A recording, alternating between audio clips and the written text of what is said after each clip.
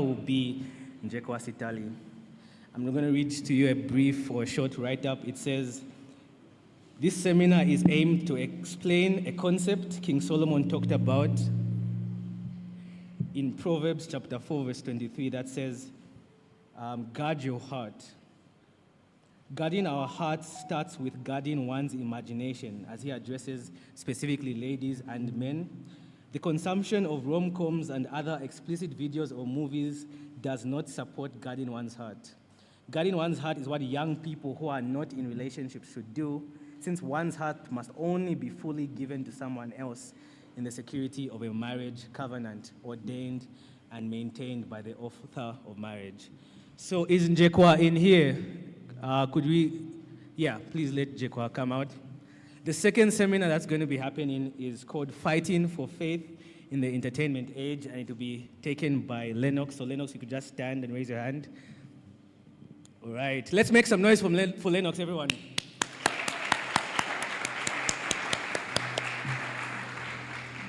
So Lennox's seminar is Fighting for Faith in the Entertainment Age.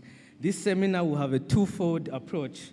In the negative, we will consider how social media has adversely affected the way in which we think and behave in more ways than we can even fathom. From neglecting those who are physically present around us, from our online friends, to spending large amounts of time on social media, which can be used for other important tasks.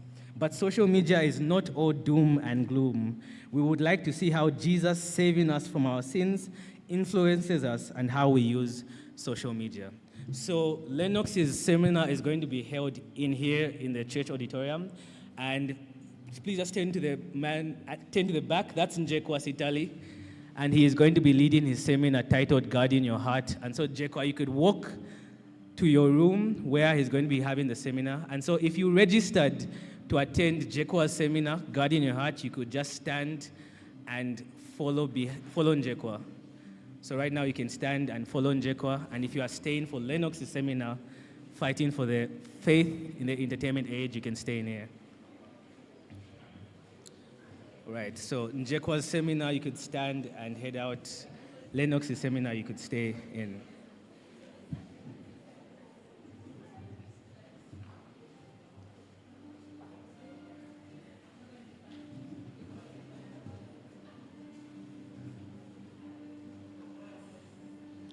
Okay, so everyone who's staying, please come to the front. Let's stand and come to the front so that we can occupy these front seats. So everyone staying, you can stand and come to the front, please.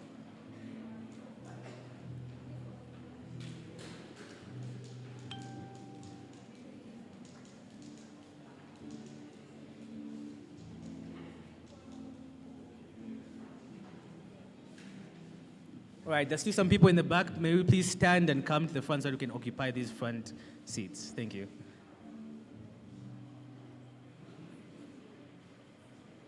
Okay.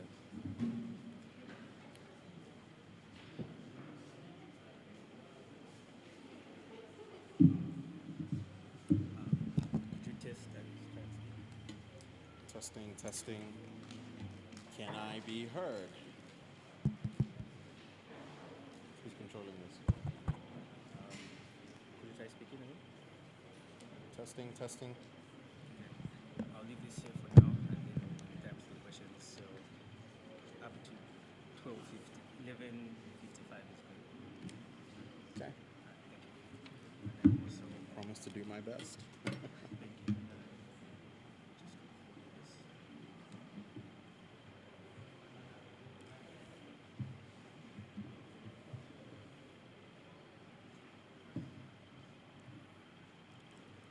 thank you. Good morning, everyone. Wow. Okay, let's try that again.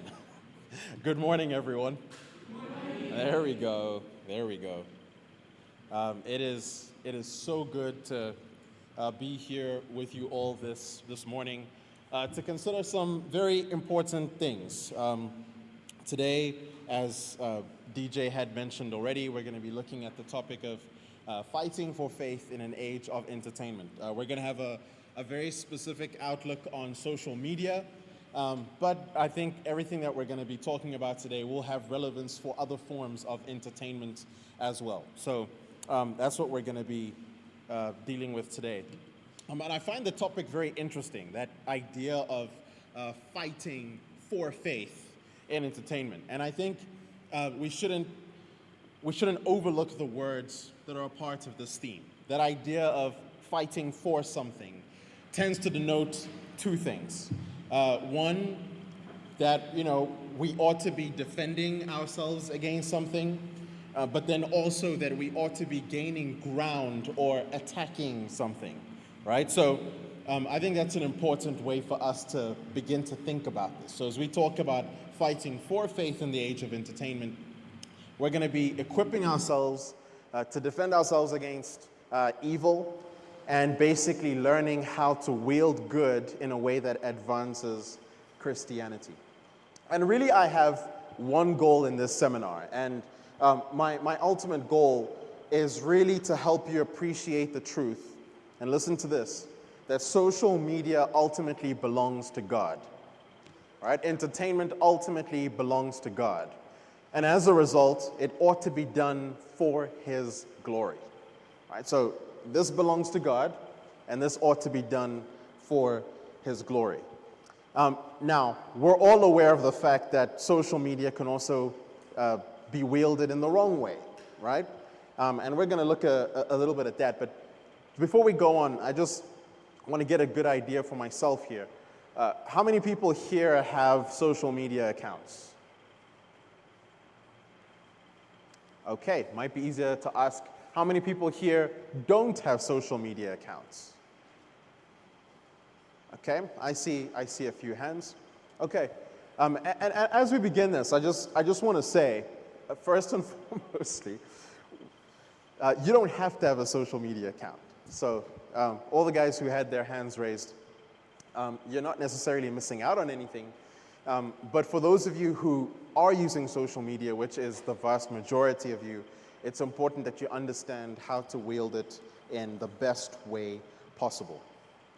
So when we think about social media, we should think of it as a tool. It's really a tool, something that enables us to do things, right? Like a car, in a sense, is a tool. It helps us get places. A laptop is a tool. It enables us to type things, to watch things. It's merely a tool. And social media as well, in many ways, is a tool. And it is a tool that has the power to propagate either good or evil. So there are people who will take a car and use it for bad things, right? They will use it to get away after they've stolen something. A laptop can be used to watch the wrong kinds of things. It can be used to hack into places that shouldn't be hacked into. That's the thing with tools. Tools can be used for evil, but they can also be used for good, right? And that's something we should appreciate. In fact, I want us to begin with talking about some of the positives of social media and the things that it enables us to do. One, social media makes communication easier. Because of social media, we're able to communicate with one another that much more effectively. Now, how many of you here have smartphones? Okay, so I suppose all of you who are using social media have smartphones? Who here uses social media but doesn't have a smartphone? Okay, so I see a hand there, so that happens. But the vast majority of us use smartphones, which enable us to communicate more effectively. Now, I grew up in a time when, when I say grew up, I kind of saw it all, when smartphones weren't yet a thing. And we'd have to like SMS each other, which you can still do today, but it's still costly in that sense, and you only have a limited amount of characters before you have to pay for 2 messages rather than 1. All right, now social media comes in, and we can write almost entire books to each other rather than like small messages. And so it makes communication a lot easier, especially with people who live very far away. So that's one of the positives. Another thing is it provides numerous platforms for us to spread the light. Right, so it gives us a plethora of things. You see YouTube, and that gives us the opportunity to post things on YouTube in video format. There's Twitter where we can write things. There's Facebook where you can kind of do both with images and posting and all that stuff. But then also it's a powerful tool that influences what people think about and believe, right? Because it's a great communication tool. It enables us to convey ideas and thoughts to other people, and it impacts how people think and believe in that regard. Also, it makes publishing easier. Before you'd have to depend on someone who's got the ability to connect to people in a big way, and that's why publishing companies were a very big deal. Radio stations, those kinds of things, everything had to go through them.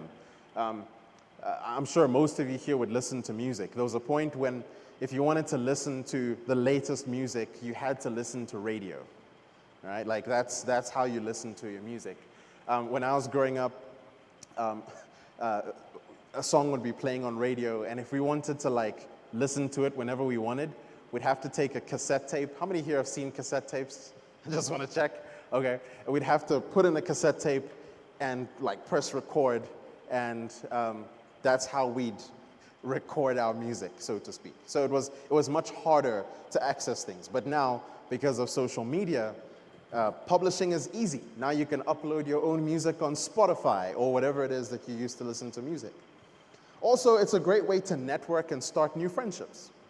I can't tell you how many new friends I've made just off social media. People who've become really good friends of mine, and we connected on social media.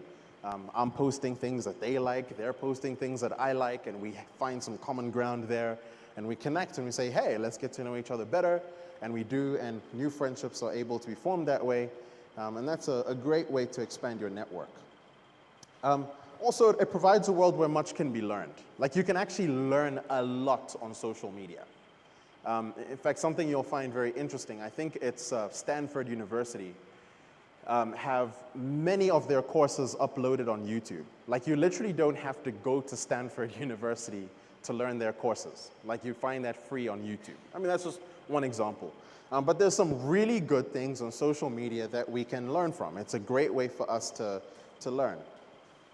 And used the right way, it can also push us to pursue further study. So as you are engaging with the right kinds of things on social media, you're prompted to want to go learn more, and you go do more reading or more research, and so it can cultivate a culture where people want to learn and know a lot more, right? So in this regard, social media is great, right? As a tool for these kinds of things, it's amazing. But I want us to now turn and look at some of the negatives of social media. One of the negatives, and this will not surprise any one of you at all, is that it can be addictive. In fact, statistics suggest that it's usually addictive. So it's not like, oh, there's a few people who are addicted. By and large, if you're using social media, you have to be very actively fighting against addiction, right? How many people here are addicted to social media? Okay, I love the honesty. It's a real thing. We get so glued to these screens and so glued to the entertainment that comes from them that they become addictive. In fact, there are some studies that have actually shown that when people have their phones removed from them, where they don't have access to social media at all, they start exhibiting the same withdrawal symptoms that someone who's been addicted to hard drugs has. It's a very real thing. Some people struggle to fall asleep. They struggle to focus. Some of them are sweating profusely. They're just restless. This is a real thing. This is a real study. And so it can be addictive, and that's a problem. Another negative is that it causes depression. Right? And this is another very real thing and a very overwhelming reality, that social media actually causes depression. And I suppose it causes depression because of the pressure to always keep up with appearances, the pressure to always be liked, right? Social media is just designed that way. On Facebook, for example, you've got that like button. And for many people, they literally see their own value in relation to that like button and how many people like the things that they post, right? And so when you don't get those likes, many young people are just plunged into depression. It's a very real thing. And it's interesting as well because when people are going through depression, they're going through some really hard stuff, usually the one thing that they want to try to cut out of their lives is social media. Like there's almost this direct connection between being stressed and social media, right? So that's a problem. Another negative is that it facilitates trafficking, right? Like there's a lot of cases of child molestation, trafficking of people across the world, that sort of thing.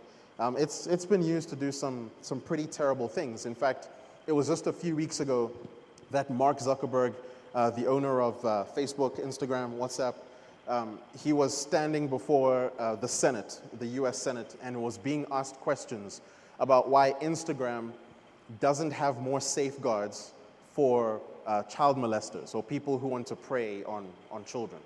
And it was actually shocking to hear his answers. It was shocking to hear the data on how bad this issue is. And clearly, these social media companies actually aren't doing enough to prevent those kinds of things from happening.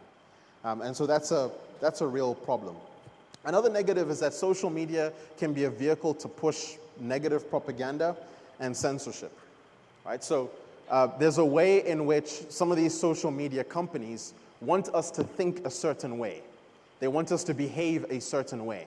I want to give you an interesting example. During COVID, when COVID was still a big thing, if you posted something that wasn't in accordance with what they believed to be true about COVID, they would sometimes block your account.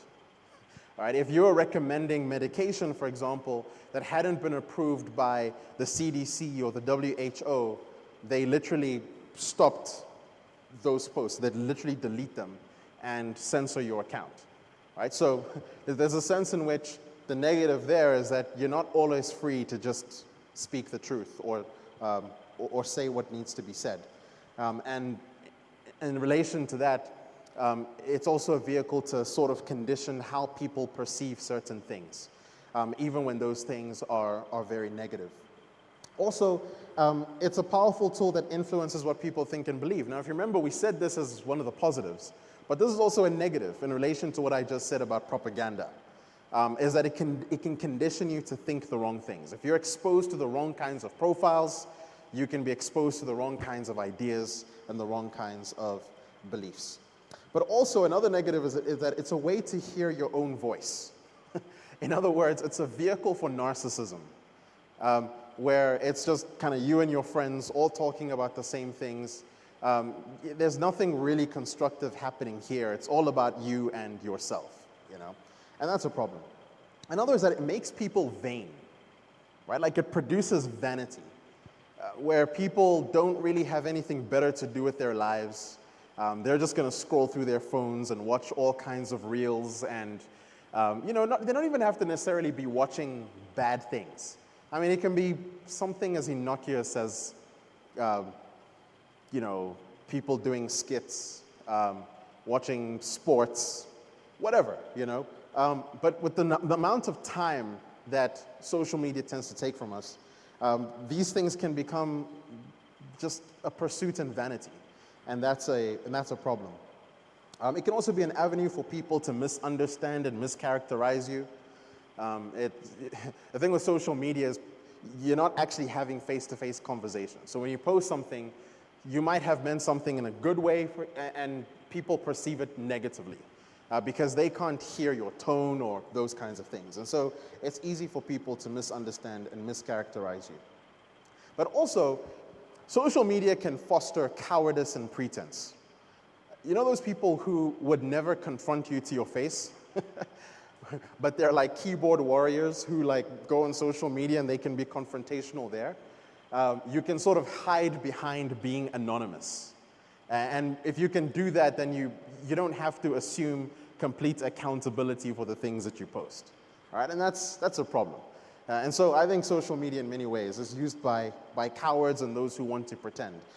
There's a sense in which social media is like an avenue through which we can create our own avatars. You know, like quite literally. We can pretty much create this persona of ourselves that's not actually real. So on social media, we can act very confident, very tough, very, like just the way we want people to perceive us. And I'm sure you guys have seen this, where someone's social media in terms of their personality there is like amazing. And then you meet them in person and they're like, man, there's absolutely nothing extraordinary about this person. This person is shy, he's timid, he struggles to talk to people. And that's kind of what social media does, where we think we can sort of live in this reality, this imagined reality of who we want to be. And we don't really have to own up to our own failures and shortcomings that we actually experience in reality. And so, yeah, in that sense, social media fosters cowardice and pretense. Also, it devalues perceptions of local churches and pastors. Now, because of our access to so much information out there, and in this regard, so much good information out there, by the click of a button, you can listen to all your favorite preachers. You can listen to your John Pipers, you can listen to your John MacArthurs, you can listen to all these guys at the click of a button.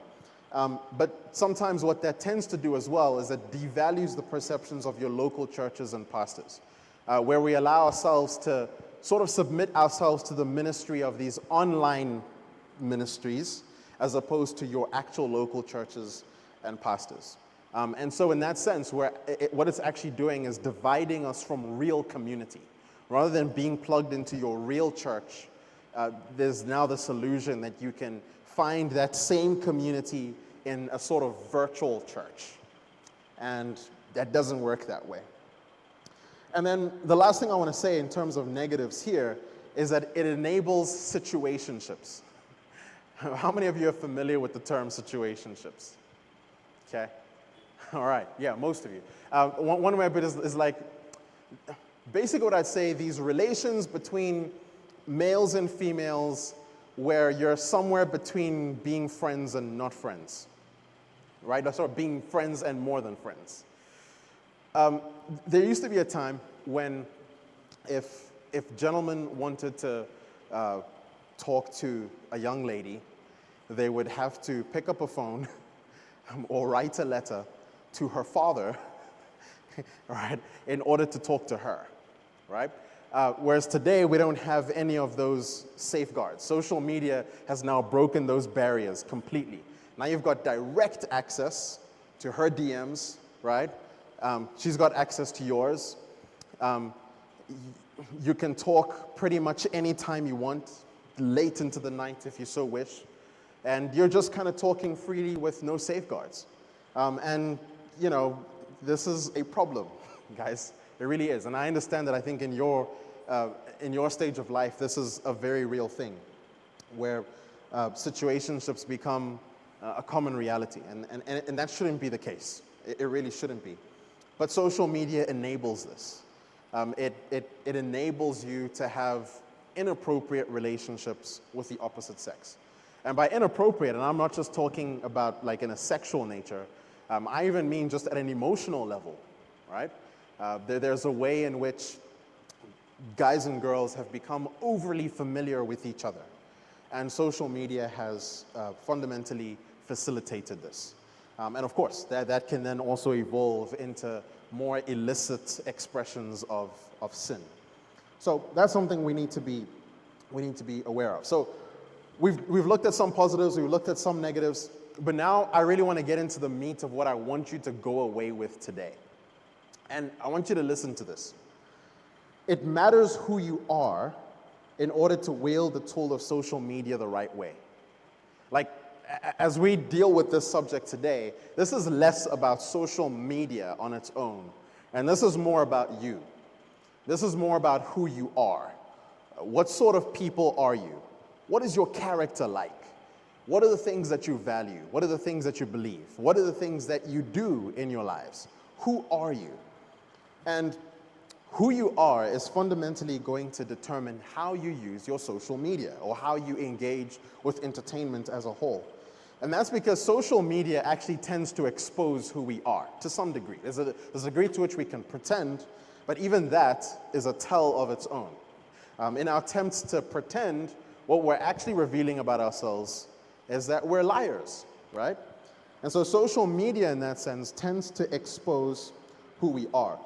And I want to do something here and now talk a little bit about the kinds of people who should be using social media. In fact, actually, I'm going to reverse this and start with the kinds of people who shouldn't be using social media.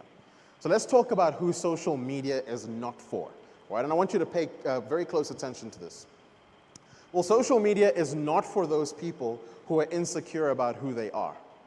Right? Like if you're insecure about who you are, social media is not for you. Because then you're going to use your social media to give you some sort of validity that you're never really going to find. So if you're struggling with insecurity, and man, I know the stage of your life that you are, that's a very, very real thing. Social media is not for you. Right? I can say that point blank, it's not for you. Right? Let's work on this, and we'll talk again after that's been dealt with. So if you're someone who struggles with insecurity, this is not for you. If you're someone who struggles with envy, social media is not for you.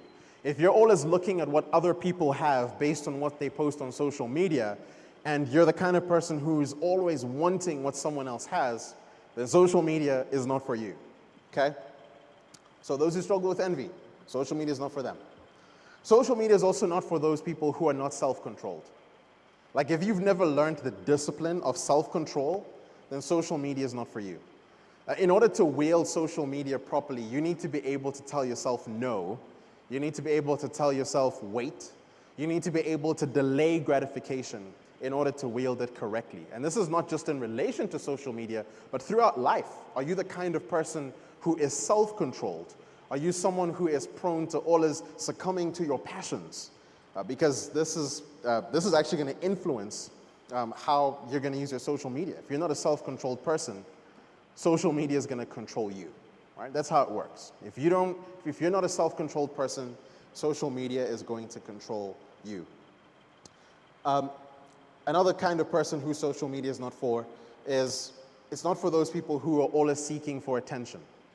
Right? So if you're the kind of person who's always wanting to have a platform so you can have attention, then social media is not for you.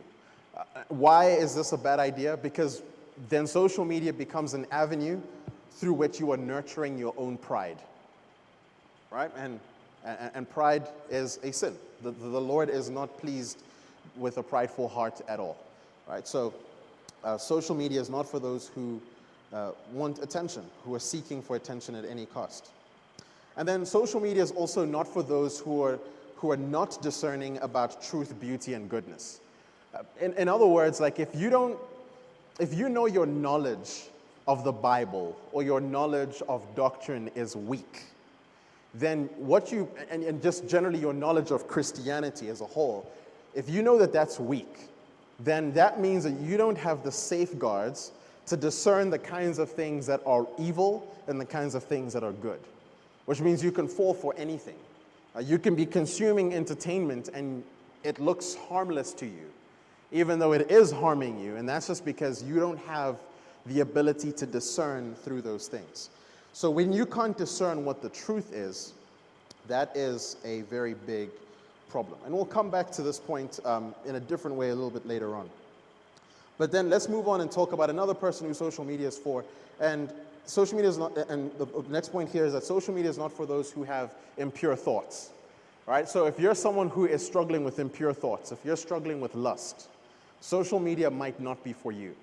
And I'm certainly saying that this applies to anybody, but I have this in mind for your specific age group as well. Like you're at a very interesting time in your life.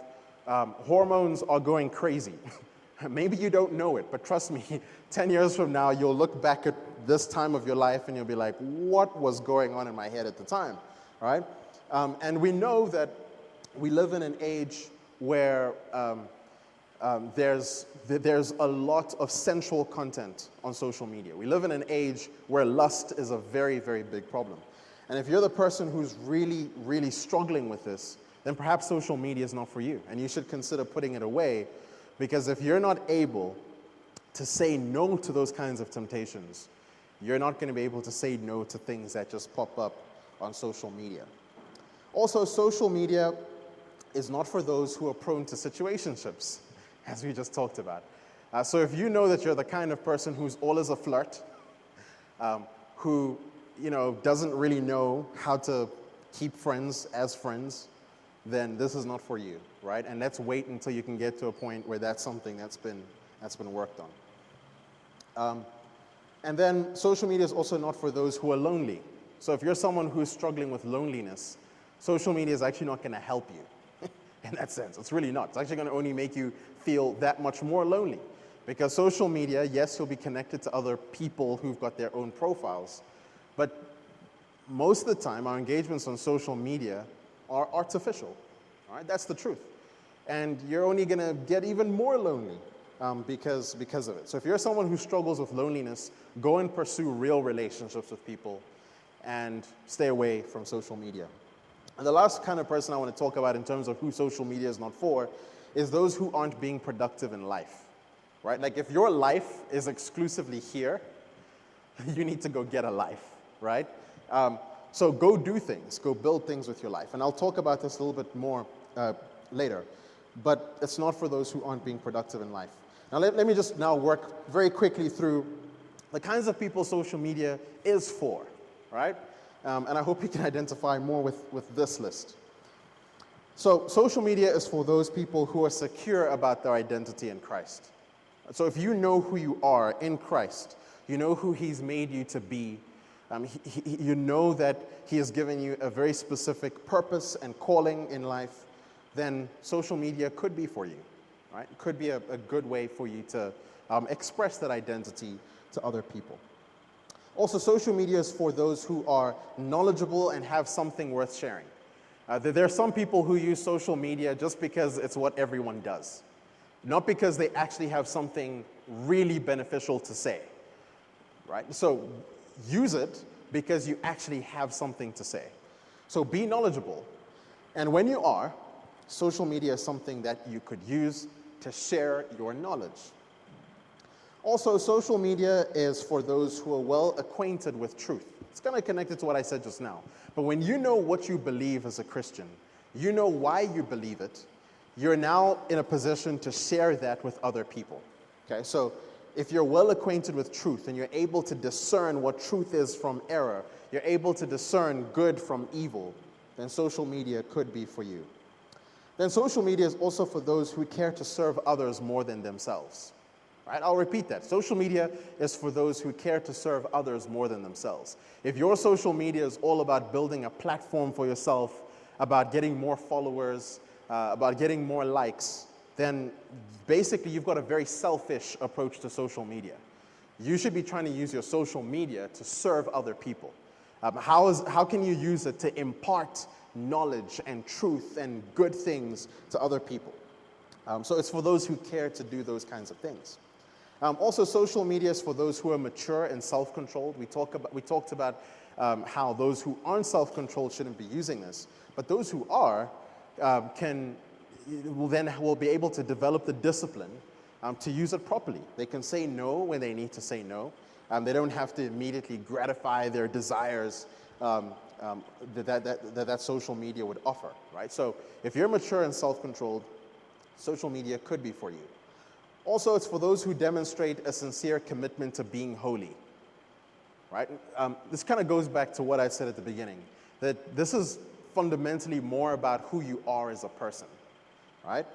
And so if you're not someone who's actively pursuing holiness in every single area of your lives, well, guess what? You're not going to suddenly pursue holiness on social media, right? So it's for those who demonstrate a sincere commitment to being holy. Also, it's for those who are building real things in life, right? They're not just trying to build these avatars on social media. They're actually doing things in life, things that might actually be worth sharing, right? As opposed to just things that exist on social media. And also, the last thing I want to say here is that it's for those who have real relationships in real life. If you don't have real relationships in real life, social media is not for you. But if you do, then you know that you're not using social media in order to attain relationships that you don't have in real life. So with these things in mind, perhaps some of you shouldn't be on social media, and perhaps some of you should actually consider it, okay? This is going to require you to be very, very honest with yourselves. And as we end, I want to just give you some principles to think about as you use social media. And these principles are going to be derived directly from the Bible. So here are some principles to think about as you think about using social media. And just generally, this is also going to pertain to entertainment as a whole. And the first thing is this: submit to your parents' authority. I'd like to believe almost all of you are still under the authority of your parents. And this is a blessing. I think when we hear words like authority, if we're really honest, sometimes in some of our hearts, there's that like, but I kind of want to do my own thing, you know? But the command to submit to the authority of our parents is actually from the Lord. Consider Ephesians 6, verse 1 to 3. Children, obey your parents in the Lord, for this is right. Honor your father and your mother. This is the first commandment with a promise, that it may go well with you and that you may live long in the land. So there's actually a blessing in you submitting to your parents. And the reason that this is so important, even as we think about entertainment and social media, is because your parents are in a position to protect you from vice, to protect you from evil, to protect you from the harm of things like social media.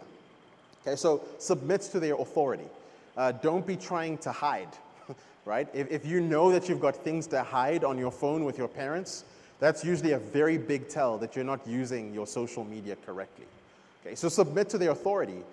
Pursue their insight. When you see something come up on your social media that is wrong, tell them. All right? I think that accountability is there, and that's also a good way for them to learn to trust you as well. Quick question here. How many of you here are on TikTok? Okay. So those of you who are on TikTok, you may not know this, but the algorithm is, again, not designed to safeguard young people against things. So for that reason, pornographic images are going to pop up on TikTok. And there's almost nothing you can do to filter those kinds of things. What are you going to do? I think what you have to do is, one, be willing to turn that off, and we'll come to that in a second. Be willing to even delete your TikTok if that's something that's going to continue happening. But even more so, go to your parents and tell them what you just saw, right? Get that accountability, get their insight, get their counsel, right? Use your social media with their authority and with their blessing, and be completely transparent with them. The next principle is the principle of bad company corrupting good morals. Okay? This is a principle we get from 1 Corinthians 15, verse 33. Do not be deceived. Bad company corrupts good morals.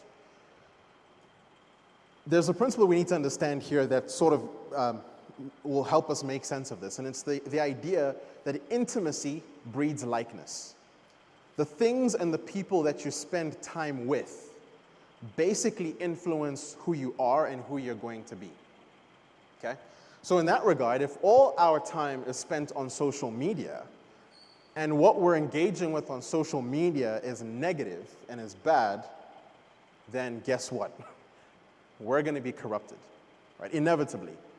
No one can stare into the face of evil, chooses to be entertained by that, and remains unmoved. It's impossible, right? So be careful what you consume. Remember that principle. Bad company corrupts good morals. And what we should learn from that as well is that as we're engaging with things on social media, make sure that the people on your feed, make sure that the posts and the pages that you follow are all pages that are pointing you towards goodness, pointing you towards morality. That's going to be very important if you're really going to grow the way you want to grow as a Christian, and for you to ultimately honor God. Okay, so make sure that the people you associate with on social media are people who are informing you the right way. In fact, I've actually got a principle on this as well. Just because I know someone, like personally, doesn't mean I'm going to accept their friend request on Facebook. Okay? I want to make sure that the things that they're posting are actually going to be beneficial to me. And I think those are the kind of principles you need to have. You want to make sure that the kinds of people you're following are people who are talking about good things. Even if, and I mean, you have to be willing to not accept your brother's friend request if all he posts are trash, right? Or your best friend, or whoever it is. For as long as they're posting things that are not pleasing to the Lord, do not allow yourself to be engaged or entertained by those things. All right, here's another principle. The third principle here is to think about, pursue, and post things that pertain to truth, beauty, and goodness. And I want to refer you here to Philippians 4, verse 8, which says, "Finally, brothers, whatever is true, whatever is honorable, whatever is just, whatever is pure, whatever is lovely, whatever is commendable, if there is any excellence, if there is anything worthy of praise, think about these things." You want to pursue the kinds of things that are helping you understand and know the truth, that are helping you understand and behold true beauty, and helping you understand that which is good. The way I like to sort of break this down is truth is basically a reference to reality as God perceives it. Okay, so it's that idea that all things emanate from God, and He's the one who ultimately defines what reality is. Okay, so you want to be in tune with that. That means you have to know who God is. That means you have to know what His Word says. That means you have to know how to apply His Word in every area of life. So pursue that knowledge. If you're going to be using social media, look for people who are going to give you a greater sense of what truth is. Beauty, let's talk about beauty. Beauty, I think, is a reference to aesthetic excellence. The things that make you go, wow, that is amazing. It's that feeling you get when you're standing at the Victoria Falls and you see this beautiful picture of water falling down, and it's this big thing, and you're just in awe. So, for example, if you're someone who likes to draw and you've got a gift at it, I know some of you here would have that gift. Yeah, social media could be a good way to share that with other people so that they can behold something beautiful, right? It's prompting a sense of worship in that sense. Not worship of you, ultimately to God, right? But there's a way in which beauty is very much directly connected to God, and we ought to be helping people understand and appreciate beauty. But even as we consume content, we should be pursuing things that are truly beautiful. For example, I mean, today's entertainment, you'll see the world's idea of what a beautiful woman is. And usually it's a woman who doesn't have much decency. She's dressed very immodestly, right? And what the world is trying to do there is to distort beauty. So what would our pursuit of beauty look like in this regard? Well, we should want to watch the kind of things that actually depict an accurate picture of feminine beauty, right? Don't allow yourself to buy into a cheapened form of beauty. So anyway, think about the things that are true, think about the things that are beautiful, but also think about the things that are good. The way I would define goodness in this sense is pursuing the highest well-being of your neighbor. And of course, everyone is your neighbor. That's how we should understand it when the Bible speaks about that. Pursuing the highest well-being of those around you. Okay? So as we're consuming content, we want things that are going to be good for us, that seek our highest well-being. But also, we shouldn't just be those who are consuming it. We should be trying to produce these things on social media, helping people and seeking to serve them at every turn. So think about, pursue, and post things that pertain to truth, beauty, and goodness. Another principle here is that it is better to give than to receive. Okay, now some might be like, well, what does that have to do with social media? There's a sense in which when we think about entertainment and social media, we fundamentally think of ourselves always as consumers. Always. When in actual fact, I think what we should be trying to be is be the producers. Right? Remember how we talked about the theme in terms of us fighting for faith in our Christianity? This is one of those ways that we actually get to be on the offensive, that we get to go out there and attack, right? Giving rather than receiving. If all we're doing is sitting down and watching things, I don't think we're actually realizing the calling that God has placed on us as those who are made in His image. In the book of Genesis, you come across the cultural mandate, which tells us that we ought to be fruitful and multiply. Right? Subduing and exercising dominion over the earth. And part of that is learning to produce more than you consume. And this is not just a good principle for economics, it's actually a good principle for even social media.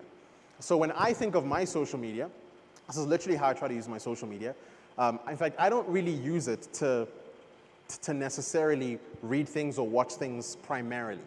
Although I do those things, I primarily use my social media to post things, to give content that's going to be beneficial to people who are watching.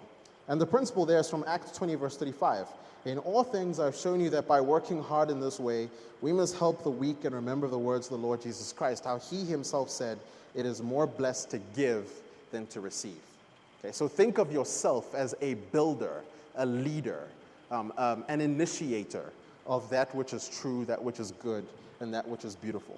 Don't think of yourself as just a consumer of entertainment or of media. Think of yourself as someone who actually has the capacity to build and to produce media and entertainment. And then also another principle here is be disciplined with your time. All right, consider Colossians 4, verse 5. Walk in wisdom towards outsiders, making the best use of your time. Okay? Make sure that you're actually living the sort of life where you're actually building things and you're nurturing real relationships, you're developing real skills. Be disciplined. Be able to say no to things. Be able to guard your time. Be faithful with the time that the Lord has given you. Be faithful with the real opportunities that he has given you. Another principle here is think through every post and comment to serve others. Right? So there's some people who, when they think of social media, they think of it as like their personal diary, right, where they post everything. There are just some really useless things that are on social media. And by useless, I'm not necessarily talking about them talking about bad things, but things that are just so unnecessary. Like, bro, we didn't need to know what you had for breakfast, Like, we didn't need to know those kinds of things. Or maybe they get upset, and in that moment, they write something like, they go on a crazy rant, and, it's sort of a way for them to vent. That's not how we should be using this. Think through every single post and comment to serve others. So think about others before you post. Like, how will this benefit other people? How will this help them to comprehend what is true, what is beautiful, and what is good, if I say this? Colossians 4, verse 6 says, let your speech always be gracious, seasoned with salt. Remember, as Christians, we're the salt of the earth. We'll come to that in a second. So that you may know how you ought to answer each question. Right? So everything that you say, be deliberate. Be deliberate in terms of how it's structured, how it's said, and make sure it benefits those who are going to be engaging with what you post. Another principle here is to make a covenant with your eyes. Okay? Job 31 verse 1 says, I have made a covenant with my eyes, how then could I gaze at a virgin? Basically, this is a reference to Job wanting to be pure in his thoughts, and therefore he must guard his eyes. One of my principles is that if I see something on social media that seems to normalize or celebrate immorality, delete. And if it's a specific profile, block immediately. No questions asked. Right? Doesn't matter how prolific they are, even in the church. If they post something that is off, that's an immediate block for me. If they post pornographic content, off, right? And I think that's part of what it looks like to make a covenant with your eyes, okay? Be committed to not wanting to be entertained by expressions of evil. And the last principle I want to give you here is this. Be willing to be attacked. Oh, actually, sorry, there's two more things. Sorry. The other thing here is beware of the sin of silence and a lack of substance. Now, I want to read a verse out to you, and I'll explain to you why I bring out this point about being aware of the sin of silence. Matthew 5, verse 14 to 16 reads, you are the light of the world. A city set on a hill cannot be hidden. Nor do people light a lamp and put it under a basket, but on a stand, and it gives light to all in the house. In the same way, let your light shine before others, so that they may see your good works and give glory to your Father who's in heaven. There are some people who sometimes when they think of social media and they don't want to be guilty of being bad or whatever, so what they do is they remain silent. You know those guys who are always on social media but you never know? That could be some of you. There's a way in which as Christians, if you know to say the truth, and you don't, you're actually in sin, right? Now, don't get me wrong. I'm not saying that this absolutely means that all of us must be on social media. But if you are going to use it, you must use it to speak the truth. And if you don't use it to speak the truth, and you just remain silent while you continue to watch other people flood your timeline with nonsense, then you're actually guilty in the sense of the sin of silence, right? Where you know you're supposed to speak the truth and you don't. So remember that principle that we just read in Matthew 5. You are the light of the world. A city set on a hill cannot be hidden, right? You ought not to put this light under a basket. You ought not to hide it. You ought to let it shine before others so that they may see your good works and give glory to your Father who is in heaven. And this also pertains to the substance of the things that we post. There are some people who are like kings of the memes, right?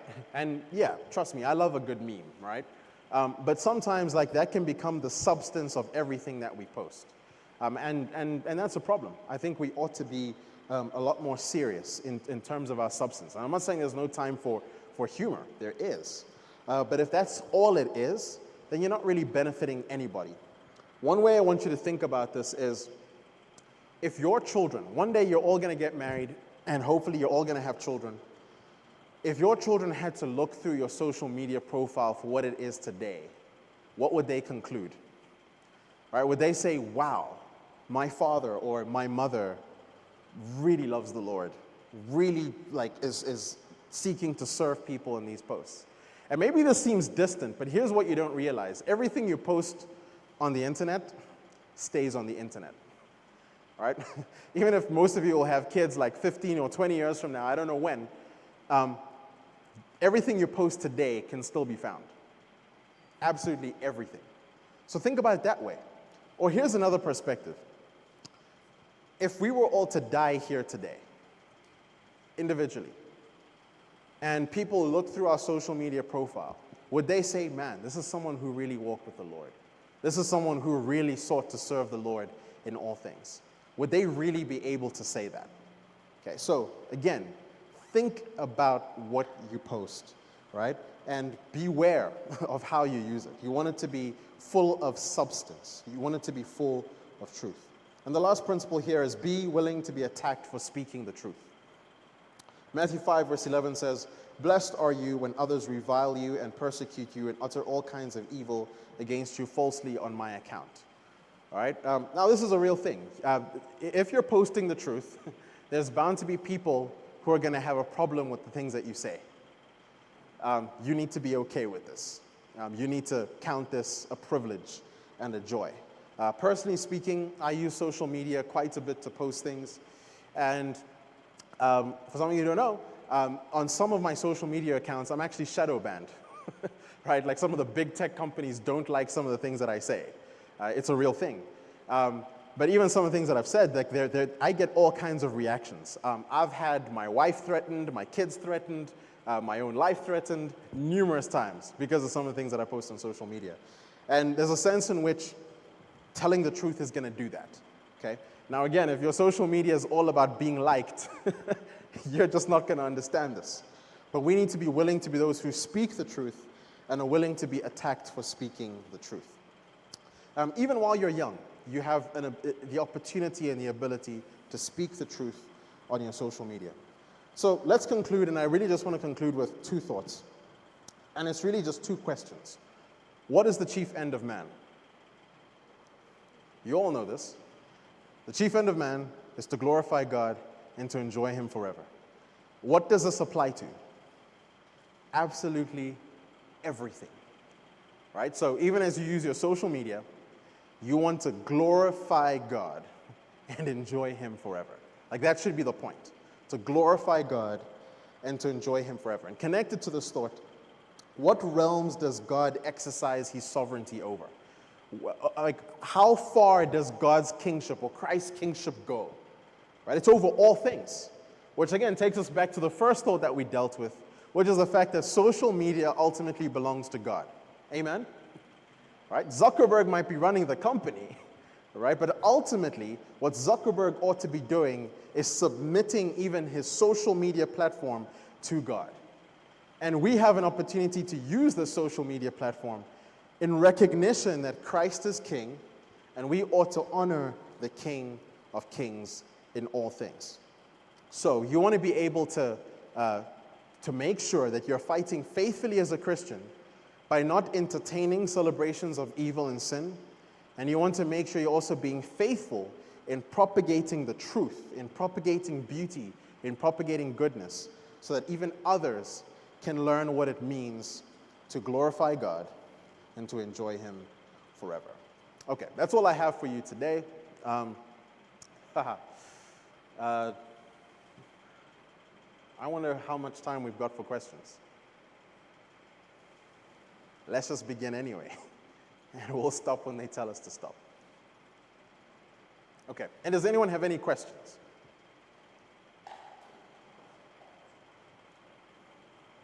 Feel free to ask your questions.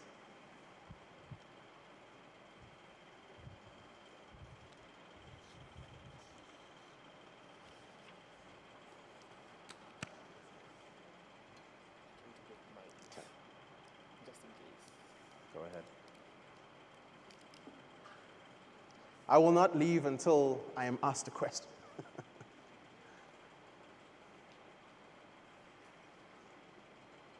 It can pertain to anything that we've talked about. It could even be something that might be related to this, but that we didn't even get into today. So feel free to ask your questions. Okay, I see a hand over there. Sorry, let's just wait for the microphone. That way I'll be able to hear you.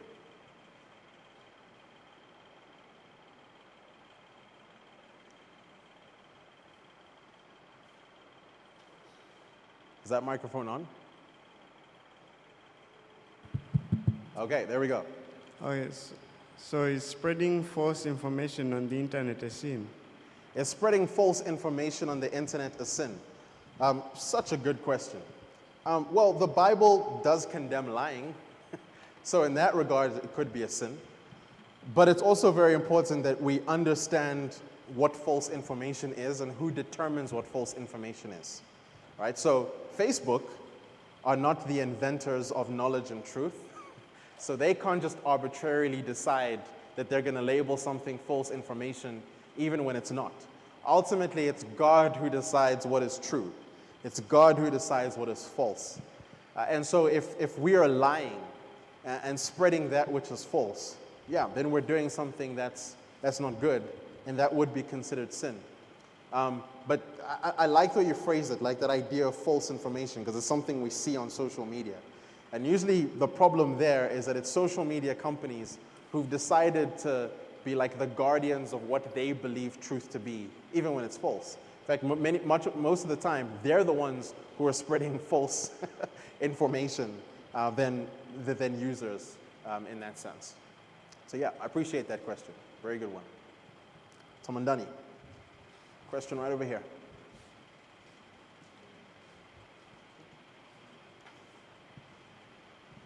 Please correct me if I'm wrong, but the Bible says not all of us are called to be preachers. Yes. So does that mean that not everyone is supposed to spread the word on social media? Okay, so very good question. The reference to not everyone being preachers is like the literal preacher, right? So not everyone's called to be a Conrad Mbewe, right? But all of us are called to evangelize. All of us are called to disciple the nations, right? All of us are called to be ambassadors of Christ, according to 2 Corinthians chapter 5, which means we may not necessarily hold the office of preacher, but we all do have a responsibility to be speakers and tellers of truth. Yeah. Question over here.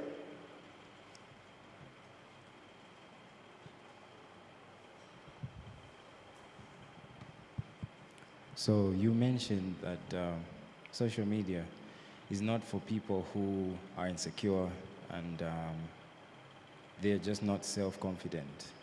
What if they're on social media but they're using it to fix that? Okay, interesting. That's a good question. Did you all hear the question? Okay, so what if you're using social media to basically gain your confidence? Very simply, I'm yet to see that work. You know, and that's not to say, to be fair, that there's no content that you could consume that would help you. In fact, I was kind of debating whether I should do this, but on the basis of your question, I just want to ask a real question. How many people here, especially you young guys, know who Jordan Peterson is? Okay. How many of you young guys here know who Andrew Tate is? Even more hands. That's what I thought. Right? And most young guys are listening to an Andrew Tate because they want more confidence in their lives. They want Andrew's confidence. Now, of course, the unfortunate thing is, Andrew is a pagan, right? Is there merit to some of the things that he says? Sure. But there's also a lot of just wrong things that he says. And so there is a way in which people do use social media to sort of enable them to have a greater confidence, which is great. But at the same time, they have to actually, in real time, go and learn those lessons and actually build their confidence in real places, as opposed to only being confident on social media, but never being confident in real life. Any other questions? All right, we got a question right on the end there.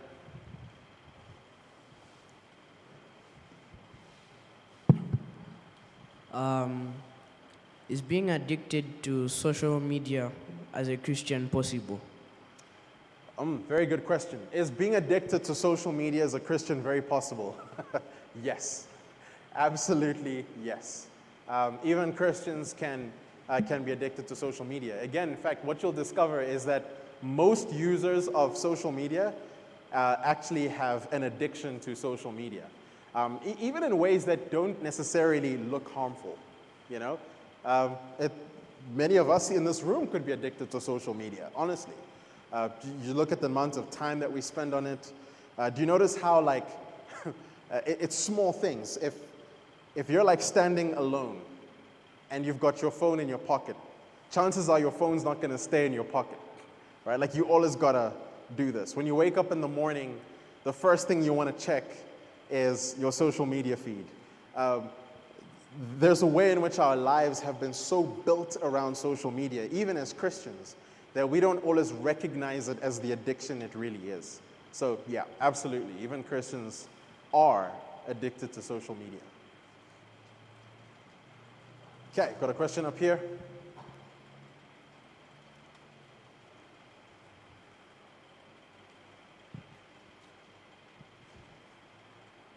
Oh, sorry, right there. Yeah, there we go. So what do you do in the case whereby you're on social media and then you meet a person holding a different belief than you? For example, an atheist. Okay, so I didn't get the last part of your question.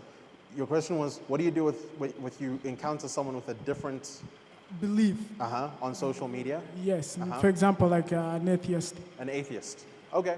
Yeah, that's a very good question. Well, there's a few things you can do. For sure, one, you could comment, right, and seek to engage, if you have that ability. But of course, you're also going to have to exercise some wisdom. There are some people who post things, and they're not really keen to have dialogue about it. In which case, like, your dialogue and conversation is going to be fruitless. But if you have the opportunity to actually comment and engage and share your thoughts, I think you should. Absolutely. I think that's part of what speaking the truth is. Yeah. Question right up here. So let's say me as a Christian, I'm not releasing my account to post anything. I'm just there just to be there as a Christian. Is there really much of a point of me being on social media? That's a very good question. Very, very good question. So if you're not really using your social media to post things, like, should you even be using social media? Well, the way I'd answer this is this. I think regardless of whether you're like a person who's always posting on social media or someone who uses social media to just learn, for example, I think you have to have a very defined purpose for why you use social media. Many people use social media because it's just what everyone does, right? It's kind of what your peers are doing, and so you all just kind of do it. In which case, I think, especially as Christians, we ought to be very mindful of everything that we do, which means there ought to be a very specific purpose for why we use social media.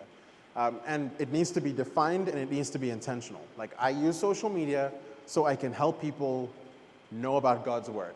Okay, well then go do that.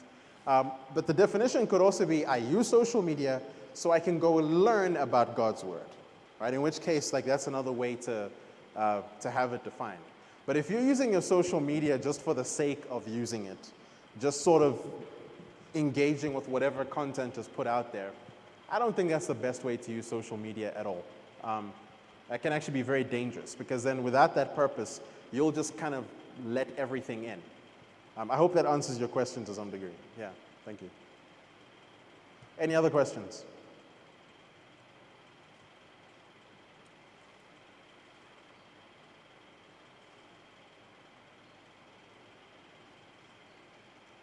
Anyone else? Oh, okay, we got a hand at the back. Sorry, I didn't see that hand. You got another question? Okay.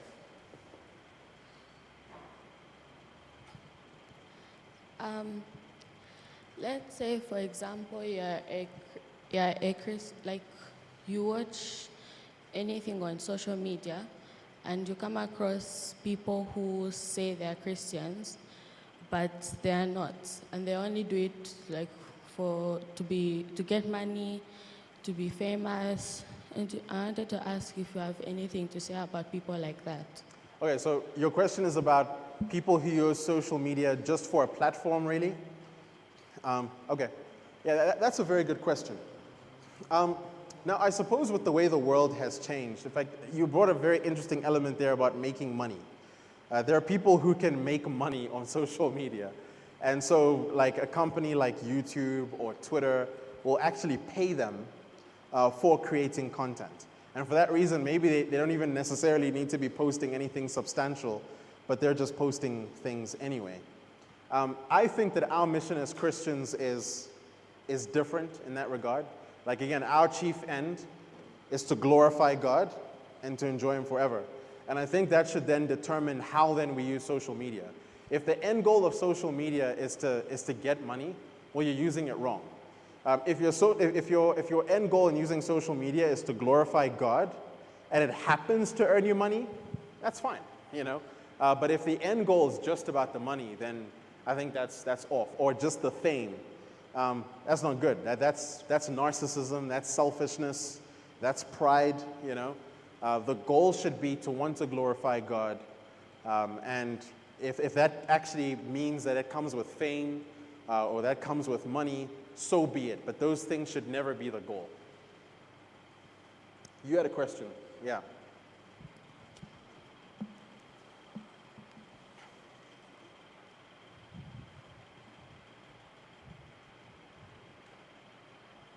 So my question is, say there are those of us here who are within the confines of the list of people who are not meant to be on social media. Or maybe it just so happens that on certain times during the week or during a month, your character changes and you reflect something that's negative and you shouldn't be on social media. Or right now, you just aren't good enough to be on social media. Do you think it's a good thing to delete your accounts and everything, even though you've probably got family on social media or you've just got other reasons that are good to be on social media, but you're there already and you're not worthy of being there? Yeah, I think that's a very good question. My first answer to that would be, yeah, probably. You know, again, you can never disconnect the tool from the user of the tool, right? So if you as a user of the tool are compromised in some sense, it is unlikely that you're going to use the tool in the best way or in the way that it should be used. So, I mean, I hope that answers your question pretty directly. But yeah, so I would say, yeah, perhaps you should consider deleting your social media. And it's not just deleting it. I think there's got to be while deleting it, you also have to be actively pursuing the right kinds of things. If you need help because you've got a specific struggle, well, talk to someone. Talk to a church leader who can mentor you and disciple you and walk with you through those things so that you're actively growing in the ways that you need to be growing. Spend time with older people who are godly and wise, and who you can emulate. And spend time in God's word, spend time in prayer, spend time in the things that God actually gives us to develop our character. So while on one hand we ought to avoid the things that might corrupt us, we also ought to be actively pursuing the things that will build us. Any other questions? Okay, we're out of time? Great. Okay, well, thank you. Let's just pray together and then, we're done here. Dear Lord, we thank you for this opportunity that you have given us to learn how to be good stewards of the tools that you've given us. Lord, ultimately, media, entertainment, social media belong to you. Enable us, Lord, to be a people who know what it means to glorify you even as we use these tools and platforms. And enable us, Lord, to be those who speak truth, speak beauty, and speak goodness as we use them. Bless everyone in this room, Lord, and would you equip each and every one of us to honor you in everything that we think, everything that we say, and everything that we do. In Jesus' name, amen. Thank you, everyone.